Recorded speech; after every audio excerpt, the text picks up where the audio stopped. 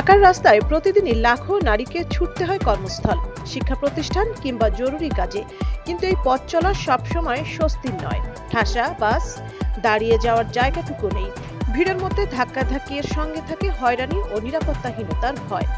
অনেক নারী তাই বাধ্য হয়েই অতিরিক্ত খরচ করে রিক্সা, সিএনজি কিংবা রাইড শেয়ারিং এর উপর নির্ভর করেন।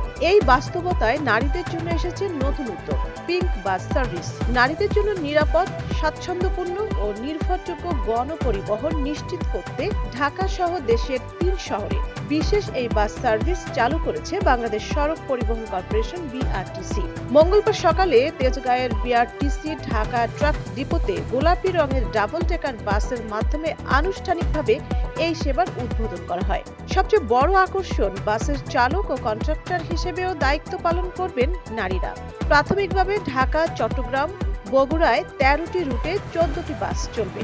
ঢাকায় 10টি রুটে 10টি বাস, চট্টগ্রামে কালুঘাট থেকে লালখান বাজার এবং পতেঙ্গা রুটে 2টি বাস,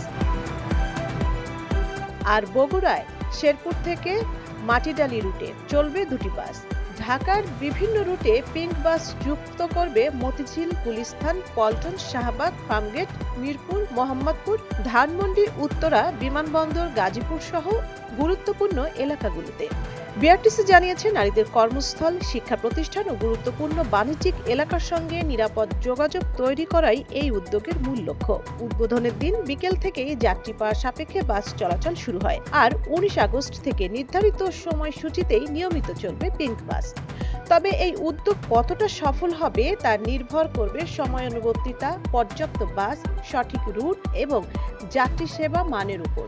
কারণ নারীরা শুধু আলাদা বাস চান না, তারা চান নিরাপদ, সম্মানজনক এবং স্বস্তির সঙ্গে গন্তব্যে পৌঁছানোর নিশ্চয়তা। সঞ্জিদা জুথি, সারা বাংলা।